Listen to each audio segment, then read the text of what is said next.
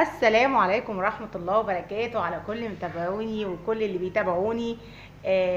النهاردة وزي ما مكتوب في الفيديو هيبقى مهرجان المقرمشات. مش هندي فرصة لولادنا يقولوا لنا عايزين اي نوع من الشيبسيهات او اي حاجة بتبقى بره. هنعمل النهاردة اغلب الاصناف وهيبقى فيها ابتكارات جديدة جدا. هتعجبك وهتعجب ولادك وهتبهرك جدا. بس خليكي معايا لاخر الفيديو علشان كل حاجة ممكن تتخيليها ان شاء الله هنعملها النهاردة مع بعض. وهنبتدي بجد هيبقى مهرجان للمقرمشات. كل حاجة وكل حاجة ممكن نبتكرها هنعملها مع بعض. اول حاجة هنبتدي بيها النهاردة نقول بسم الله وهنبتدي هنعمل اللي متوفر عندنا هنا دلوقتي يا جماعة. ده رز يا جماعة. هنعمل الرز هيبقى مقرمشات. وعندنا هنا مكرونة. المكرونة ديت اللي هي الشرايط اللي هي بتبقى عريضة شوية. اسباجيتي مفيش مشكلة. اقلام اي نوع مكرونة انت حابة تعمليه ممكن تعمليه في الوصفة ديت. احنا عندنا هنا المكرونة ديت هناخدها وهنقسمها نصين. هيبقى بالشكل ده كده. هتبقى كده يا جماعة. احنا بس قسمناها نصين هيبقى بالشكل ده. وهنقول بسم الله ونبتدي ونعمل دلوقتي مع بعض اول نوعين من المقرمشات وهقول لكم هنعملها ازاي. وهنعملهم النهارده دولت الرز والمكرونة. هنعملهم بطعم الفراخ. هنا اول حاجة كده يا جماعة هنعمل عندنا مية مغلية. عندي هنا حلتين حطيت فيهم مية مغلية هيبقى بالشكل ده. اول حلة مش معنى يا جماعة ان انا بقول بطعم الفراخ يبقى معنى ان انا كده هجيب البودرة اللي هي بطعم الفراخ او الحاجات اللي هي بردك بتبقى صناعية ديت. يبقى ما عملناش حاجة. احنا بردك كده حطينا المواد الحافظة والأطعمة اللي هي بتبقى فيها مواد حافظة. احنا عايزين نعمل حاجة تكون صحية لولادنا وفي نفس الوقت يبقى حاجة احنا ضامنين ان هي نظيفة وما فيهاش اي حاجة من المواد الصناعية. اول حاجة انا عندي هنا المية اول ما بتغلي هنزل بكيس من مرقة الدجاج. انا حطيت هنا مرقة دجاج ليه؟ عشان انا لو عندي شوربة كنت استعملت شوربة مفيش اي مشكلة. فقلت هعملها بمرقة الدجاج دلوقتي عشان انا مش متوفر عندي شوربة. لو متوفر عندك شوربة الفراخ ممكن تستعمليها تصفيها كويس قوي وتبتدي تشتغلي بيها. وبعد كده هضيف كمية كده بسيطة من الملح. هيبقى هنا كده يا جماعة وهنا. وبعد كده هنزل عندي بأول حلة. أنا غسلت الرز بتاعي هبتدي أنزل هنا كده بالرز اللي عندي كله. وتاني حلة أنا هنزل بالمكرونة اللي عندي. في أمهات كتير ممكن بتستغرب من الوصفة دي بس يا جماعة النتيجة هتبقى مبهرة. خليكي معايا وهتشوفي أحلى حاجة ممكن تعمليها طبيعية لولادك ومش مكلفة خالص وبتديكي كمية كويسة وفي نفس الوقت طعم حلو جدا جدا. انا كده عندي الحلة الاولانية شغالة في الرز والحلة التانية للمكرونة. هسيبهم لغاية لما يتسلقوا ويديني سوا تام يا جماعة. وبكده يا جماعة اهو كده خلاص يعني هو دقايق بسيطة جدا وبيخش في السوا. عندي اهو الرز ابتدى خلاص دخل في السوا اهو يا جماعة. وعندي المكرونة بردك استوت. هاخدهم كده وهصفيهم في مصفى عادية وهوريكم بعد كده هنعمل ايه. وهيبقى كده يا جماعة انا طلعت الرز بتاعي وصفيته وحطيته في مصفى بالشكل ده. تكاية مهمة جدا لازم مصفى بالشكل ده وهقول لكم دلوقتي ليه. انا حضرت هنا عندي كده زيت سخن وهبتدي هاخد المصفى بتاعتي دي بحالها كده يا جماعه، وهنزل بيها في الزيت.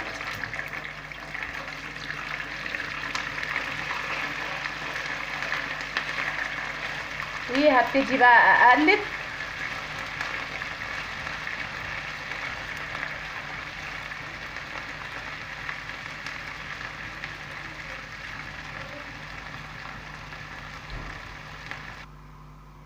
وهيبقى كده يا جماعه، انا هبتدي اطفي بقى كده عليه، خلاص هطلعه من الزيت. وهيبقى ده كده شكله. وتاني حاجه هنا يا جماعه، عندنا المكرونه صفيناها بردك بالشكل ده، وهبتدي انزل بيها في الزيت.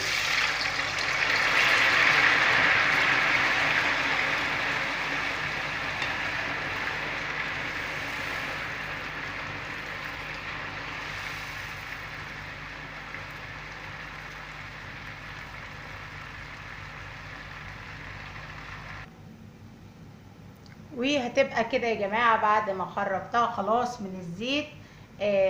ده كده هيبقى شكل الرز اهو يا جماعه.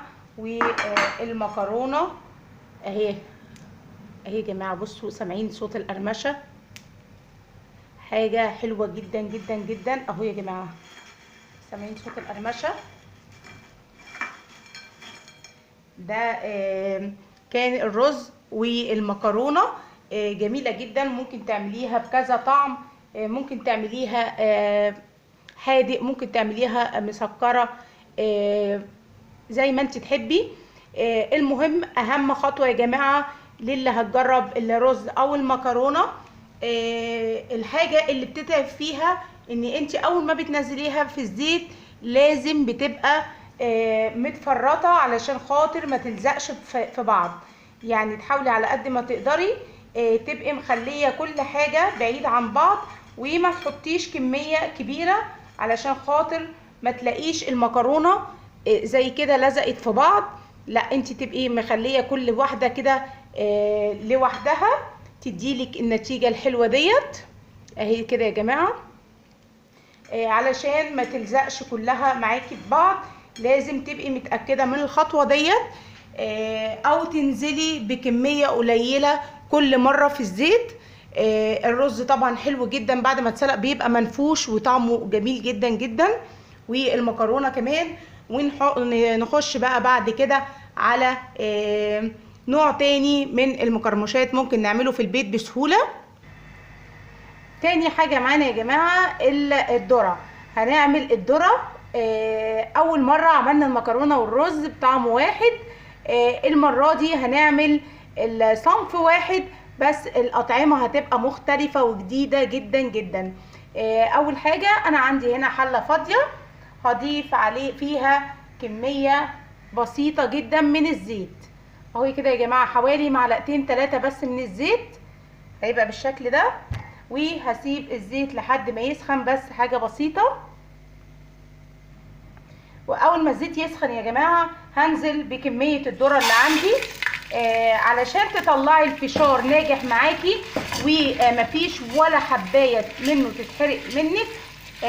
المرحله دي اهم مرحله يا جماعه، التقليب في المرحله دي علشان تتاكدي ان كل الفشار بتاعك اتحمص كويس قوي وكله هيخش في السوا مع بعض، ما يبقاش فيه الفشار اللي هو الحبايه اللي اتحمصت هي اللي بتطلع فوق الاول، والباقي اللي ما اتحمص بيفضل في قعر الحله.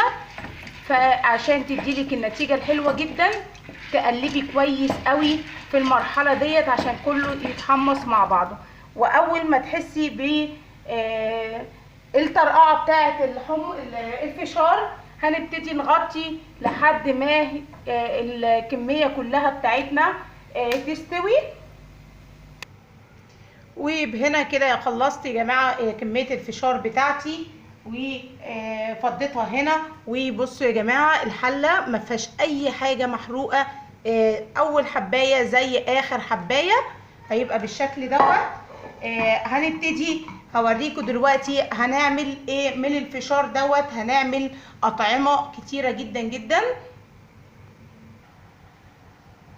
وبكده يا جماعه عندنا هيبقى 4 اصناف هنعملهم ب4 اطعمه. اول حاجه المعتاد اللي الناس كلها عارفاه، الفشار بالملح. هنعمل الفشار بالملح. عندي شويه ملح هضيفهم هنا كده، وده مش محتاج اي حاجه ماشي. بس اهم مرحله يا جماعه تحطوا فيها الاطعمه دي، لازم الفشار يبقى سخن عشان الحاجات دي تندمج جواه.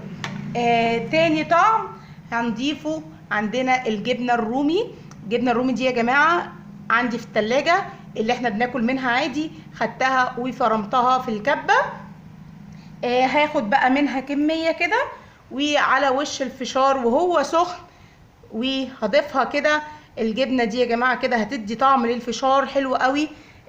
مش هيبقى محتاج منك غير بس التقليب. هيبقى كده الفشار بالملح والفشار بالجبنه. النوعين دولت هيبقى يعتبروا حادق. هنعمل بعد كده الفشار بالعسل الاسود. الفشار بالعسل الاسود يا جماعه حاجه ملهاش حل، حاجه جميله جدا جدا جدا. قيمه غذائيه عاليه قوي. طبعا مهما قلت لكم فوائد العسل، حلو جدا ان انت تدخليه في اي اكلات، وبالذات زي الفشار ولادك بيحبوه. ولما تعمله لهم بالطريقه دي هيبقى ضمنتي ان هم خدوا كمان حاجه قيمه غذائيه عاليه قوي. هيبقى كده يا جماعه ده الفشار بالعسل بتاعنا، هيبقى بالشكل دوت كده. ورابع نوع هنعمل طعم بردك مختلف، وهنعمله بردك مسكر، بحيث يبقى عندي نوعين حادق ونوعين مسكر. انا عندي هنا ده كاكاو. كاكاو ممكن تضيفيه وبردك وهو سخن بيبقى حلو جدا، بياخد طعم الشوكولاته. ممكن صوص الشوكولاته تضيفيه عليه. اللي متوفر عندك ممكن تعمليه. عندك اي طعم ممكن تستعمليه فيهم، مفيش اي مشكله. الكاكاو بيحل محل الشوكولاته، مفيش يعني لو متوفر عندك الكاكاو. لو مش متوفر عندك كاكاو وعندك شوكولاته، ممكن تبشريها وتعملي نفس الفكره بتاعت الجبنه، هتبقى بردك مديالك نتيجه حلوه جدا. وده كده 4 أطعمة. نخش على صنف تاني ونعمله بردك مع بعض باشكال. احنا اول مره يا جماعه عملنا بطعم الفراخ المكرونه والرز. النهارده الصنف كان واحد وغيرنا الاطعمه. المره الثالثه هنغير الشكل وهنعمل اصناف من صنف واحد بس باشكال كتير جدا. والحاجه التانيه معانا البطاطس يا جماعه بكذا شكل. والطعم بقى هيبقى بتاعك، ممكن تعملي الطعم اللي تحبيه واللي يناسبك. هنا عندنا البطاطس الصوابع المتقطعه عادي لاي حد بيعملها، اللي هي التقليديه. وعندنا البطاطس اللي هي بتبقى الميني دي يا جماعه، بتبقى حلوه جدا والقرمشه بتاعتها بتبقى حلوه قوي. بعملها بجيب شرايح البطاطس، بس بتبقى الشرايح اللي هي الرفيعه خالص، وببتدي اقطعها تقطيعه بردك صوابع. بتبقى لازم بتبقى رقيقه كده يا جماعه. وبعد كده ببتدي اقطعها كده صوابع، بحيث ان هي تبقى رفيعه جدا جدا جدا، والسمك بتاعها بيبقى حاجه اللي هي كده. ده اللي هي البطاطس الميني. والبطاطس ديت المموجه دي انا عندي هنا القطاعه بتاعه المخلل، جبتها وقطعت بيها الشكل ده. وهنا عندي البطاطس الشيبسي بالسكينه بالقطاعه باي حاجه عندك، المهم تديلك السمك الرفيع قوي دوت. هاخد الكلام ده كله وهنزل بيه في الزيت علشان اقليه، وبعد كده اعمل الاطعمه اللي انا عايزاها. وهنا يا جماعه نزلنا بالبطاطس الشيبسي. حاجه مهمه جدا يا جماعه هنا في البطاطس الشيبسي بالذات، التقليب المستمر بيوحد اللون وبيخلي البطاطس بتاعتك مقرمشه. فتفضلي بس كده 5 دقايق كده، اول ما تبتدي تخش في السوا تبتدي تقلبي فيها، هتلاقيها اللون كله هيبقى موحد وفي نفس الوقت القرمشه هتبقى عاليه جدا جدا. هيبقى كده يا جماعه خلصت خلاص البطاطس الشيبسي، وهنزل بالنوع التاني اللي معايا. ومعانا هنا كمان يا جماعه البطاطا. البطاطا طبعا قيمه غذائيه عاليه جدا، بيبقى حلوه جدا لو دخلناها لاولادنا، جميله، وفي فصل الشتاء كمان بتدفي وحلوه قوي، وطبعا غير القيمه الغذائيه بتاعتها. نقول بسم الله وهنعمل البطاطا بردك يا جماعه بطريقه حلوه جدا. انا عندي هنا البطاطا مقطعاها شيبسي، هعمل بطاطا شيبسي. يبقى عندك البطاطا وعندك البطاطس. انا بديلك الفكره وانتي تبتكري وتعملي اللي انت عايزاه. وعندي هنا البطاطا الصوابع. الصوابع دي يا جماعه لازم تسلقيها الاول، بتديها كده نص سلقه كده بسيطه، وبعد كده هنشتغل بيها. هنعمل بيها ايه؟ البطاطا هنعملها مقليه محمره بالبيض وبالبقسماط، وممكن نعملها بطريقتين. اول طريقه بتبقى المسكره، وتاني طريقه اللي بتبقى مملحه. وزي ما انا قلت لكم الفكره انا بديها لك وانتي ابدعي وغيري الطعم اللي يناسبك. هقول بسم الله. اول حاجه هاخد البطاطا دي الشيبسي هقليها على طول، مش بضيف عليها اي حاجه، هتتقلي كده على طول. وتاني حاجه معانا البطاطا الصوابع اللي هي مسلوقه نص سلقه. انا هنا عندي محضره بقسماط ناعم وبيض يا جماعه. طيب الفكره لو انا عايزه اعملها حادق، هنا هتبل البقسماط بتاعي بالنوع الحادق اللي انا عايزاه. ان انا هحط في البقسماط شويه ملح وشويه فلفل، وبردك في البيض نفس الموضوع. طيب لو انا عايزه البطاطا بتاعتي مسكره، هضيف هنا نقطه فانيليا، وهنا هسيبه ساده او ارش فيه شويه سكر. انا هعمله من غير ولا بيض ولا حادق ولا مسكر علشان اتحكم فيه بعد كده. ضفت هنا ربع معلقه بس من الخل عشان الزفاره، وسبت البقسماط بتاعي ساده ما فيهوش اي حاجه. هاخد البطاطا بتاعتي هنزلها في البيض، وبعد كده على طول في البقسماط.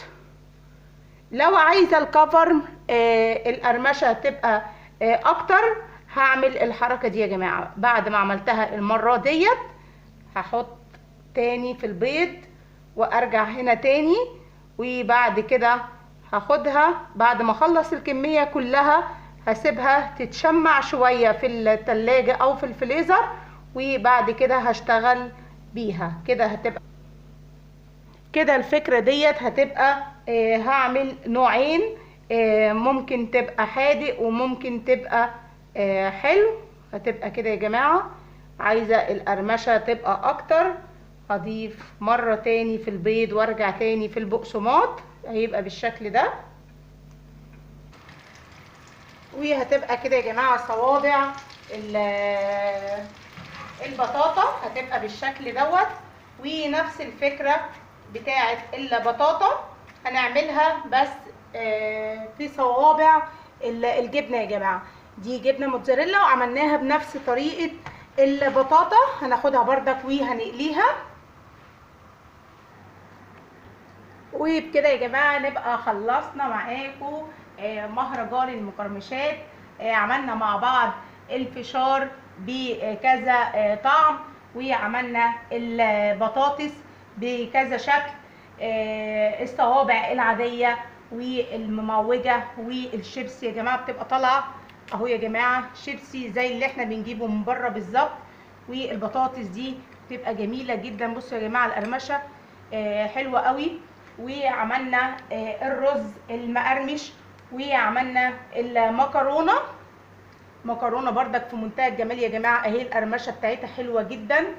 وعملنا البطاطا بنوعين، البطاطا المقرمشه الشيبسي، وعملنا البطاطا الصوابع.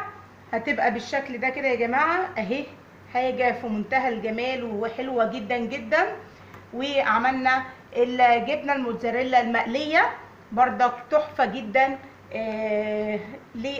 لكل ولادك حاجه فوق الروعه والجمال.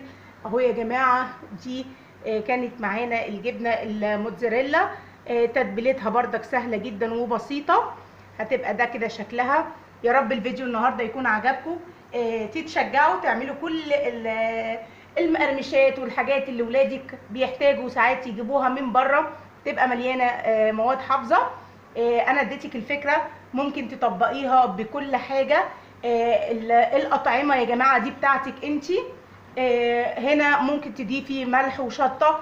عايزه تعمليها بالليمون بخاخه وهتحطي فيها الليمون وترشي. عايزه الشيبسي بالخل، ممكن تضيفي شويه خل في اي بخاخه وتضيفيها.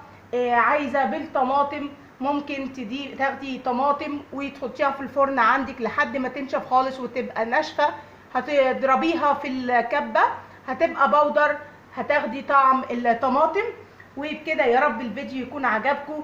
وكانت ده الفيديو بتاعي. يا ريت اللي يعجبه الفيديو واللي تعجبه الفكره يا ريت ما ينسناش ويضغط لايك، واللي لسه ما اشتركش في القناه يشترك ويفعل الجرس عشان يوصلوا مننا كل جديد. والسلام عليكم ورحمه الله وبركاته.